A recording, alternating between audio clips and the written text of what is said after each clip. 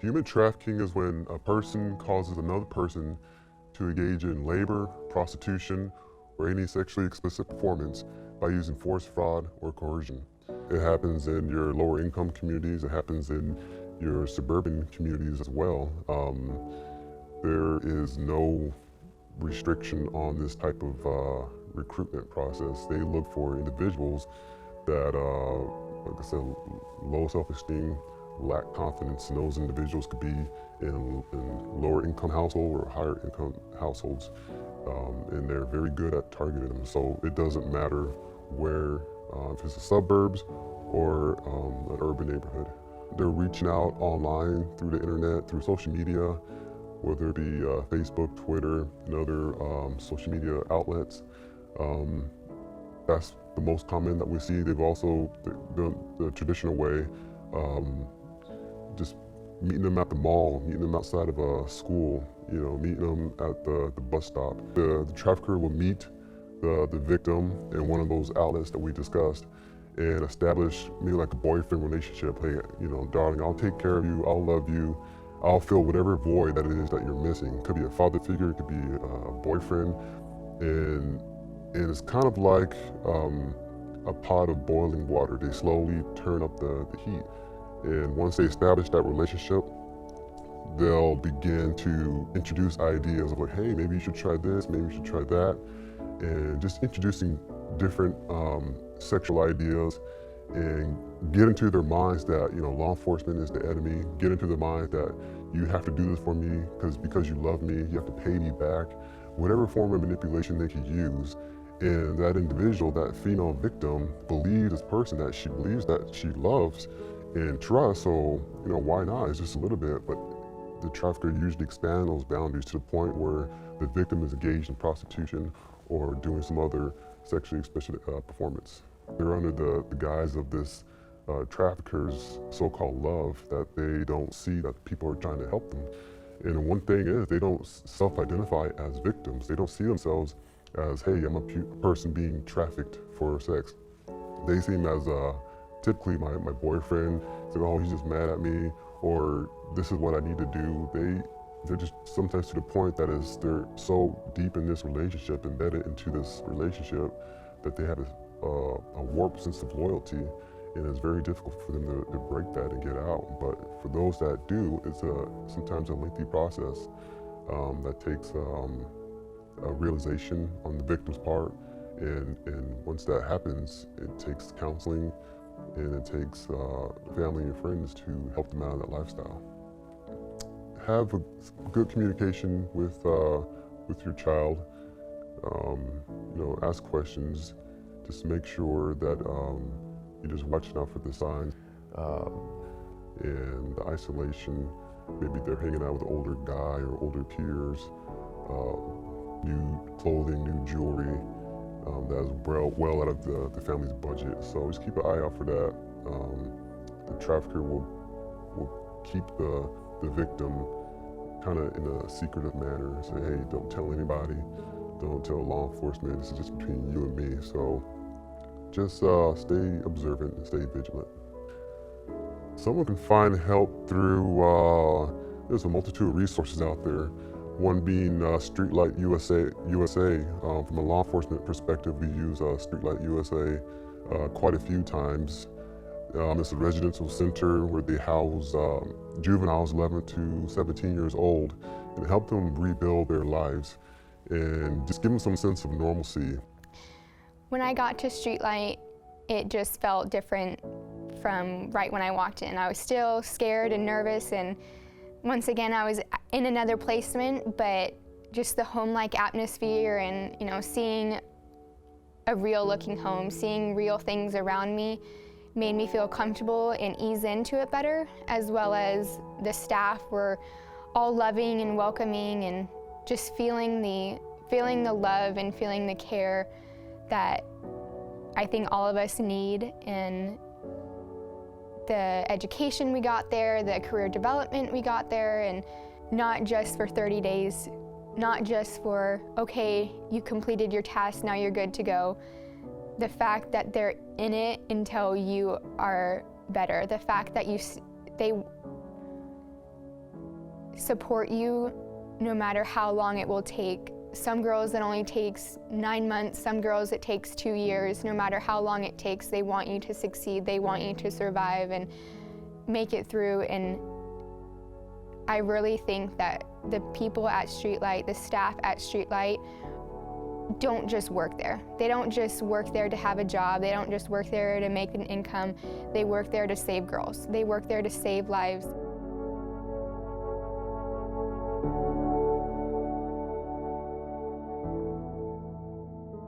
Hello and welcome to Chandler in Focus. I'm Councilmember René Lopez, and today we're going to be talking about Streetlight USA and their 4th annual gala fundraising event to help benefit survivors of child sex trafficking.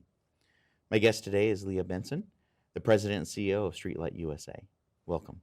Thank you. So first, let's talk about your background. Well, my background has been as a consultant for nonprofits prior to Streetlight, working to help them develop their structure so that hopefully they are able to continue to fulfill their missions. Okay. And what is Streetlight USA and what mission are they trying to achieve? So Streetlight USA is a nonprofit organization. We take girls from all over the country who are victims of child sex trafficking or sexual trauma. The mission is to transform or transition girls from trauma to triumph. Yeah. And you said girls from all around the country, and there's a specific age range, is that correct? Yes, the age range is 11 through 17. Okay. And what strategy is Streetlight USA using to help accomplish that mission? So we felt, or our founders felt, that the most productive way of attacking the situation is through a 3-prong approach: awareness, prevention, and direct care.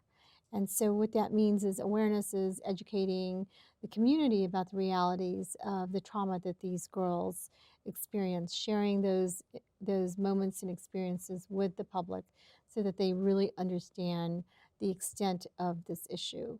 From a prevention perspective, what we realize is that there are many girls that are not labeled trafficked children, but in reality they have been. When a child is brought up to where it's okay for someone to touch you, or it's okay for someone to bring you to a stranger's house, they grow up and that's their normal.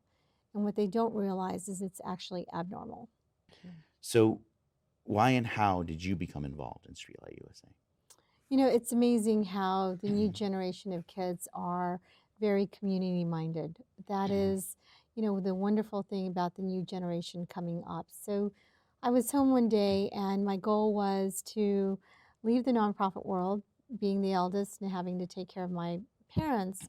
I thought, okay, I really need to become more serious about my future.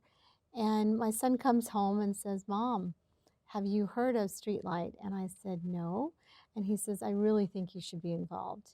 His girlfriend at the time was a justice major, and she comes home and says, "Did Justin tell you about Streetlight?" And it was just a continuous thing of people telling me about Streetlight and saying I should get involved. So I eventually got involved as a volunteer, and I volunteered for about 6 months. And then I received a call asking me to come on board for just 2 days. 2 days was supposed to be all it was. And 6 years later, I'm still there. And what is your current role now? My role is president and CEO. And the tasks and duties that you have kind of day to day and week to week at Streetlight? Because it's such a difficult topic. Really, the system has a lot to do with reference to catching up and what services these kids really need. So wearing a lot of hats, program development, understanding what that is, trying to identify the appropriate partnerships, because we can't do it all. We need partners. And then really helping to bring awareness in the community within our leadership that this is an issue that needs to be resolved. Mm-hmm. Mm-hmm. And we had previously talked about some other items, and it's not just, like you said, the system you need to keep up. It's the cities, the counties, the state, the legislatures, the regulations like you said, running both sides of a nonprofit, and then also being, part of the system and taking, again, these children. It presents a lot of challenges that you need to overcome. There are many challenges from a regulatory compliance perspective to even accessing the services that these kids really truly need. That they should be allowed to access, correct? Correct. So Correct. They are out there, but getting them to the right services through, like you said, the red tape can be challenging. So we've mentioned earlier about the fourth annual gala event, major fundraiser event for Streetlight USA to help these young girls transition from tragedy to triumph. So you mind sharing a few details about the gala? Thank you. So this gala is called the Masquerade. We talk about the girls wearing many masks depending on what that trauma looks like. That trauma could be betrayal, it could be detachment, it could be the neglect, it could be many things. And so it was very appropriate, being Halloween around the corner, to call it the Masquerade. And so the girls actually developed many things, activities that will happen. So the event is October 29th, and the event will last from 6 in the evening till 10 in the evening. It will be held at the Wild Horse Pass. Great. And where could they go to purchase tickets? They can go to our website, which is www.streetlightUSA.org. Great. And some other events, as a fundraiser, what's some other opportunities for people? What can they expect when they go entertainment-wise? So entertainment-wise that night, they will have, the girls develop masks. They actually painted the masks that can be auctioned off that night. There will be baskets for auction items that will be held, and raffles that will be existing there.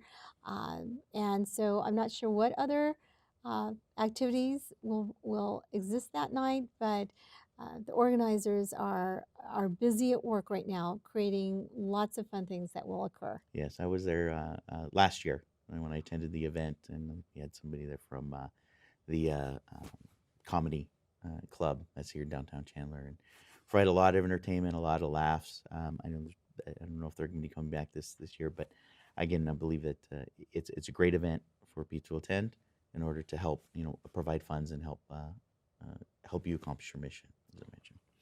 So since the event is around the corner, right around the corner, how would somebody get involved if they want to volunteer? Well, there is certainly a need for volunteers for the event, and it'll be fun. It's a fun activity. So they can go to our website again, streetlightUSA.org, and there they will find the Take Action button, and they can go to volunteers and fill out an application, and they can participate. Easy peasy. Yes. I love the web. So what are some of the future plans for Streetlight USA? The future plans of Streetlight is to continue to grow the model here in Arizona.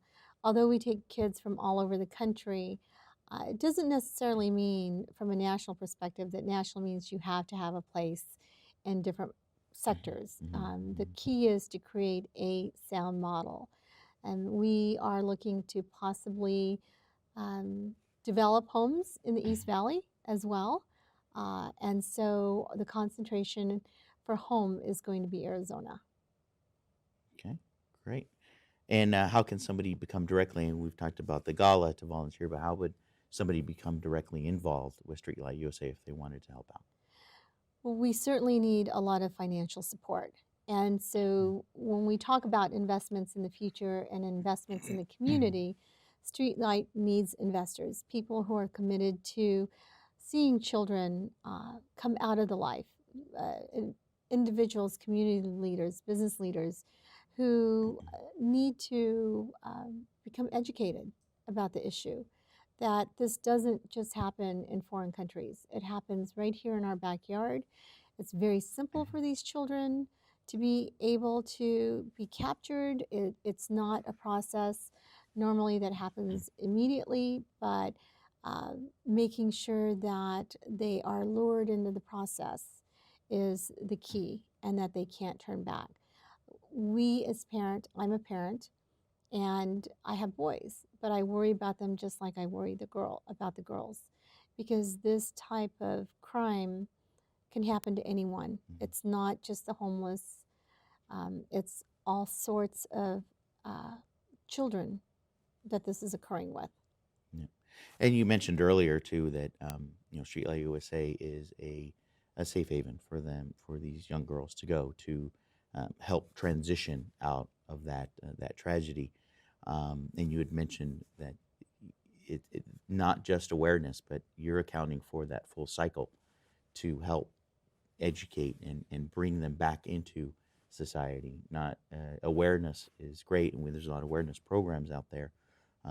But you and your program, I mean, that's the end all be all where they do go to transition from tragedy to triumph. And thank you for that support.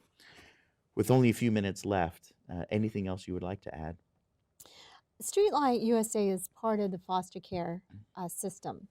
And thanks to our legislatures, now individuals can donate as a couple $1,000 and individually as $500. And through that, it is a tax credit dollar for dollar.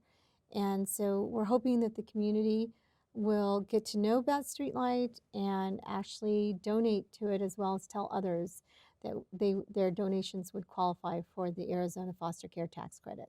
Great. Yeah, and as part of this program and a lot of the other efforts out there, getting the word out about Streetlight USA, it's great that there's people to volunteer. And as I always say, wherever I can, volunteerism and nonprofits are a force multiplier for our communities. Private business and municipalities and the government is there to help. But when it comes to volunteers, you are a force multiplier out there, and thank you for that. And as nonprofits, ours is great, but money gives you options. Yes. The dollars give you options to be able to do other things that you wouldn't otherwise be able to do. So, and again, thank you for your time and your investment into Streetlight USA to help out all these girls. Thank you. So this concludes our show for today. Thank you for joining us. I'm Councilmember René Lopez, and we'll see you next time on Chandler in Focus.